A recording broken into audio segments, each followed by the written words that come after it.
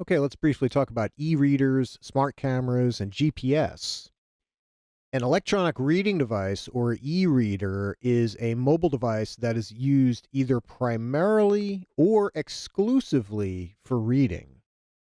And examples include the Kindle, the Nook, the Kobo, and Onyx devices. And really, by far, the most common is the Kindle, and I'll show an example of one in just a minute. These use electronic paper technology, which makes longer term reading easier on the eyes when compared to reading on a tablet or a smartphone. You got that bright backlight on your smartphone or tablet, but with let's say with a Kindle device, you have e-ink technology, which uses a backlight, but only when necessary, and you can increase and decrease that backlight. So really good for reading because the it looks like paper. It looks like paper on the screen, but it's really an e-ink screen, electronic ink, electronic paper. Easier on the eyes. However, they're not that great when it comes to surfing the web, though they usually will have internet access. And so, for most people who love to read, the trade off is well worth it because of the inherent efficiency of the e reader. They display text well in dark environments and in sunlight. Plus, the battery life is far superior to tablets and smartphones. Most manufacturers of these devices allow a person to also read their digital library by installing a reader app to their tablet or their smartphone or their desktop computer. So, for example, the Kindle Reader application, you can install that anywhere and synchronize between all these devices and the e reader. Most of these are charged via micro USB, and many can connect via Wi Fi or even with a cellular connection to facilitate the downloading of book files. Let's show an example of a Kindle here now. So here we have Kindle. I've had a couple of these over the years. I love to read stuff, and sometimes I'll read documents and technical manuals on this while I'm working on the computer separately. So it works pretty well. Pretty simple device. You got a couple connections and controls on these devices. Generally, you have your power button, which also puts it to sleep, and a micro USB for charging and for synchronization if necessary. And so if we press that power and reset button, we'll get the last thing that we were working on and take a guess as to what I'm reading here. And you can tap on the right or left side to change pages. You can also swipe on some of these devices. And basically, to go to the settings, you'll go to the top and tap once, and you'll have your basic stuff here, like your backlight, which we can raise up and make brighter or lower. And you can see, even if we have this down at the bottom, it's easy to view this. This really is basically no backlight right now. There's no backlight right now. This is the e-ink and the electronic paper technology. And this is in a pretty well lit room.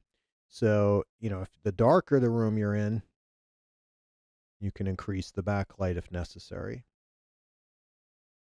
And you have all your settings here to make changes to it right here. And devices like this allow you to easily find the definitions of words. For example, memory.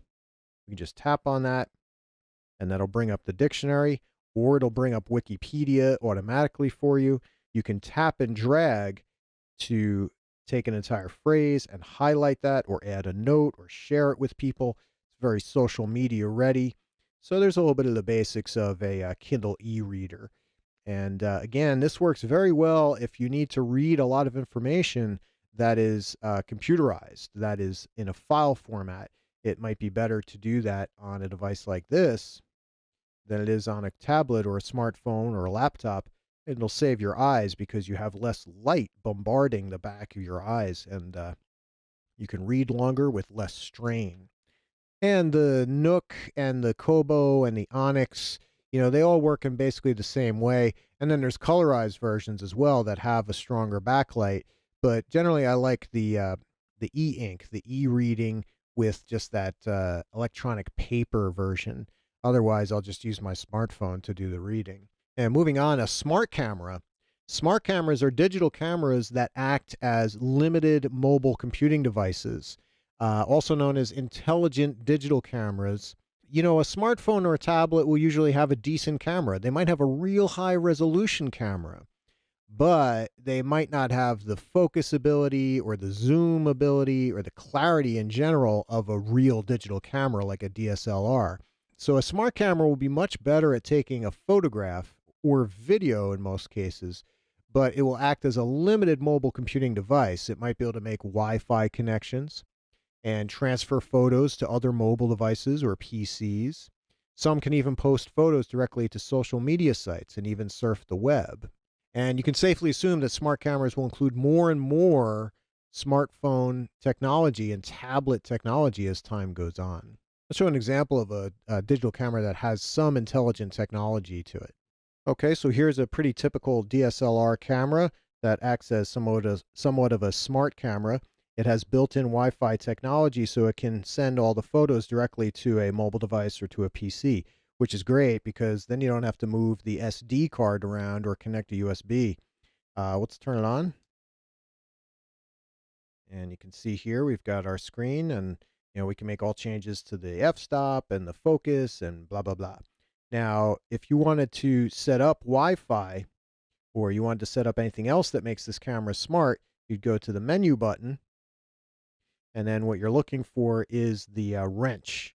You have different settings here for shooting menu, retouch menu, but you want the main setup menu. This is where you'd make the configuration changes you need for anything for Wi-Fi or for your storage or for connectivity and anything else that makes this device intelligent.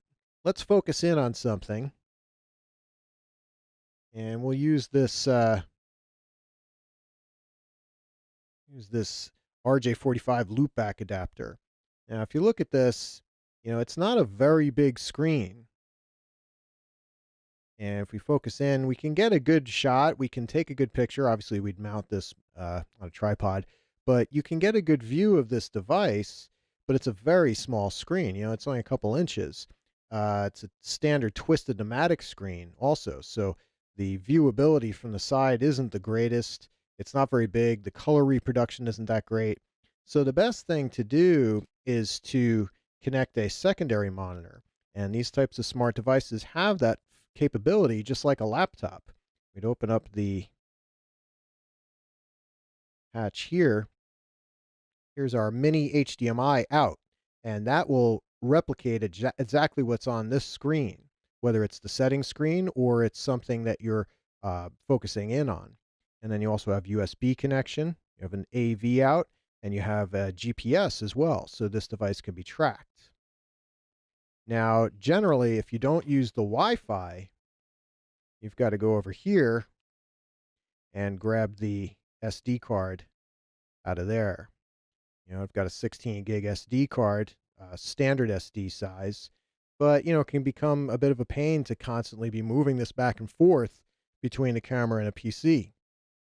So that Wi-Fi allows for that wireless connectivity and move that data over the airwaves. But that HDMI, that mini HDMI is great.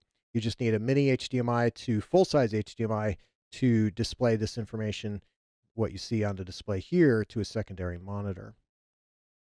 So there's a little bit about a smart camera. And there's much more smarter, intelligent cameras out there. And by the way, RJ45 loopback, you're definitely going to want to use one of these for troubleshooting, and I'll talk more about that in the troubleshooting section of this course. And lastly, GPS. A dedicated smart GPS system can work on its own, or it can integrate with a smartphone. And you're all probably familiar with those GPS devices that can be used in a car, but now they have intelligent GPS systems as well that can, integrate right with your smartphone or right with a smart radio and work directly with social networking programs and stuff like that. So the thing is, how often will the consumer use this? Not too much. This is going to be more in the transportation industries, other, professional industries. Whereas on the consumer side, generally you'll run GPS on your smartphone. If you have a smartphone, you probably use some kind of GPS, Google Maps or MapQuest or Scout or whatever. Uh, but those dedicated GPS systems, those separate devices, they can integrate with your smartphone and your social media via Wi Fi, via Bluetooth. And the beauty of this is that the bulk of the CPU in the device is dedicated to GPS. If you ever run GPS on a smartphone, you'll find that it uses a lot of resources, it creates a lot of heat, it can slow down the phone. The program might not run very well if you have an older phone and a newer GPS app. So it's nice to have that separate GPS system that has that dedicated CPU just for GPS. And you usually with those devices, you get a much better program and better traffic reports and things like that. So it's a valid option for delivery people and other people in the transportation industry, or simply any end user desiring more accurate and efficiently presented GPS data, perhaps on a larger screen as well. Another security precaution, GPS. When you enable GPS, a lot of different entities now know where you are. This may or may not be desirable. For example, in an organization, an executive may not want this. They may not want a particular provider to know where they're located, and you might not want that either. However, if you want the functionality of GPS software and other software that requires your location, then you want to enable GPS. But you want to keep those security concerns in mind.